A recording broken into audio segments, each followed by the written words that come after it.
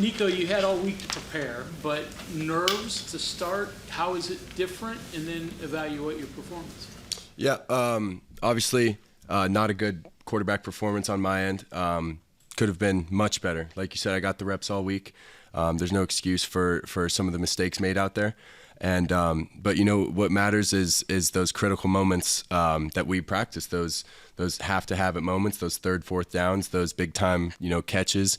Those are the things that matter in the Big 12. When you're playing in the Big 12, it's toss up every week. This is one of the best leagues in the world, in the nation, and you got to prep every week for you don't know what's going to happen. Just like my fellow Hamilton Husky Tyler Shuck going down. You hate to see that stuff, and this game is just so unpredictable. And that's why we've really done a good job locking in on those critical moments, those have to have it downs. And we came out in those moments, and I think that was a big part of our victory tonight.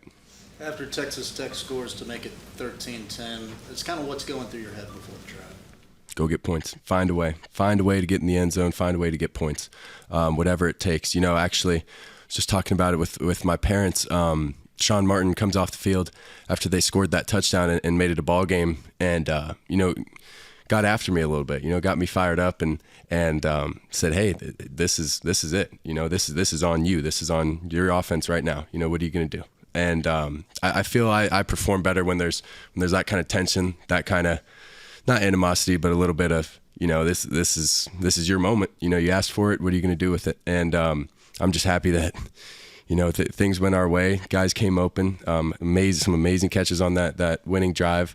And like I said last week, it's hard to miss a 6-7 tight end. So your first interception, Neil said, obviously didn't go your way, but your confidence doesn't get down there. What goes through your mind, and how do you pick yourself back up? Good question. Yeah, I think it's a tough situation for a young quarterback. You're going out there. You have two positive plays to start the game off. You're on top of the world. You're thinking you got them, and then you figure out they got scholarships too. They got players too, and number 24, that corner, didn't even see him. Just an outstanding play by him. Great coverage throughout the whole route. And when you get to that moment, it's like, all right, that play's over. How are we going to respond from this? Having a quick memory, having that one play memory of a goldfish, that's how you got to play quarterback. What did you see on the Hudson Clement incompletion that then was reviewed? Did you see he was open right when he was open? Yeah, that's one I really wish I would have had back, because that was the second time we'd ran that play, and a lot of different elements come into it. You got the wet ball, you're on the move, I saw it late, something I absolutely no excuse, should have been a throw I made, but you never want to leave it up to the refs. You never want to put it in the refs' hands. So that situation definitely could have been avoided if I made a better throw. But man, what an outstanding effort by Hudson. You think he caught it, or did you see it? That's not my call. I play football, they make the calls, but. You mentioned about having a short memory, obviously, with some of these things. When a couple of those come on plays that you've really set up, or the coaching staff has really set up, changes up to what you're doing, and you're like, this should really hit, and then it doesn't hit, how do you deal with that? What do you say to your teammates? What's that process like? I usually come back with the same message every time. It's a long game. It's 4 quarters. There is. We're not the only ones that make mistakes. Their defense made a lot of mistakes tonight. Our defense made mistakes tonight. Every unit on the field made mistakes. It's just about capitalizing on those mistakes, exposing where they're weak, and I think we happen to hit them where they ain't. And it's just about, like I said, that next play mentality, knowing that there's going to be another drive, and if there's not, then like I said, those clutch moments. Those are the. Luckily, I think if we would have gotten that 2-minute situation at the end, if they would have tied it up, or if we would have had the 2-minute there at the end, we rep that every single day at the end of practice. So I was pretty confident going into that. No nerves for you? Were there nerves through the week, more so than the beginning, or how'd you handle your nerves, you think? I personally think if you're not nervous, you don't love what you're doing. You got to have that fear of failure, that fear of letting those down around you. That's what really was speaking to me internally was seeing how hard our defense was working out there, and we just weren't putting up points. That's deteriorating as a quarterback. You're like, man, it's hard not to put all the blame on yourself on that. So that's a big motivator for me. It's just the guys around me. They're like, hey, these guys are working their butt off. I owe it to them to go get them some touchdowns. Yeah, pretty much. From your perspective, what do you think it's going to take to jumpstart the downfield passing game? Just a lot more cohesion during the week, a lot more practice at the deep ball. Like I said, I don't think it's going to take as long as people think, because I have a very veteran wide receiver room. I have Devin Carter and Cortez Braham and very sure guys who make things happen down the field naturally. So the deep shots will come. That's the thing about our offense. The deep shots will come. Our bread and butter right now, we establish ourselves in the run game. Like I said, our five up front handle business every single week, and I will go to war with those guys every single week. Those plays come naturally. You mentioned your parents. I assume they were in, and how do they come in every week, every game? Yes, sir. They do. They have not missed a game, I believe, since I was like 5 or 6 years old. Every single game. That's not exactly a 2-minute drive. That's, No, yeah, it's a little bit of a trip, but hey, Morgantown's an easy place to like, so they're pretty established here.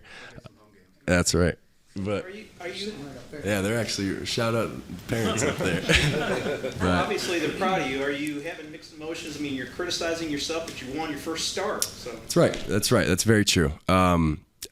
It's ecstatic to come out victorious in my first win, first home win. I mean, it doesn't get better than that. Against an opponent we have been inferior, from these past couple years.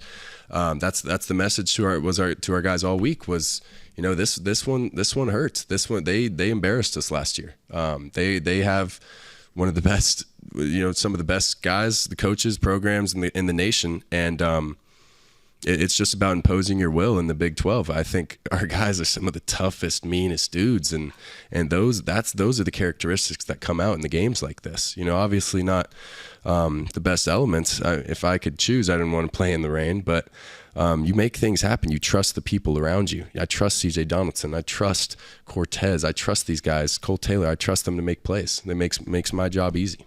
Coach talked about how you and Garrett have such a great relationship and a friendship, and obviously you both want to play, but how did he help you this week? What did you guys talk about this week? Because this was your first real week with the starter reps, kind of knowing. For sure.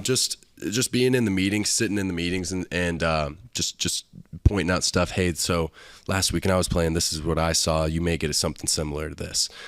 Just his input is always helpful. I have a lot of people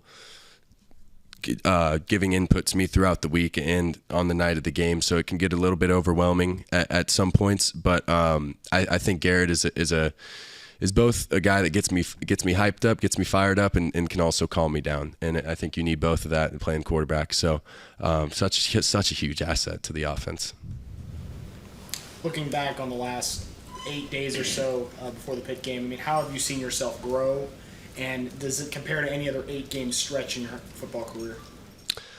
How have I seen myself grow? I think I've seen myself grow in a lot of ways. I think college football and high school football cannot be compared in any realm whatsoever. They're two completely different worlds.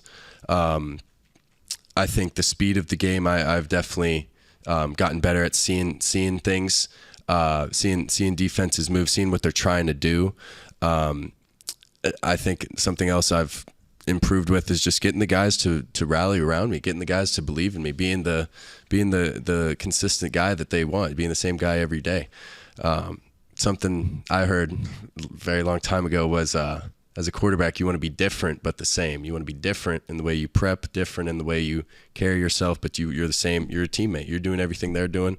You're going to all the meetings, you're waking up early, you're doing all those things, but you're different in the way you prep yourself. So that's how I try to carry myself. you get a chance to talk to Tyler Shuck at all?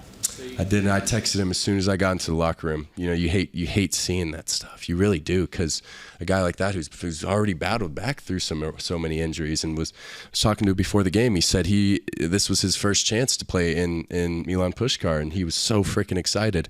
And just such a talented kid, man. So many things I can learn from that guy. Such a veteran of the game, a student of the game.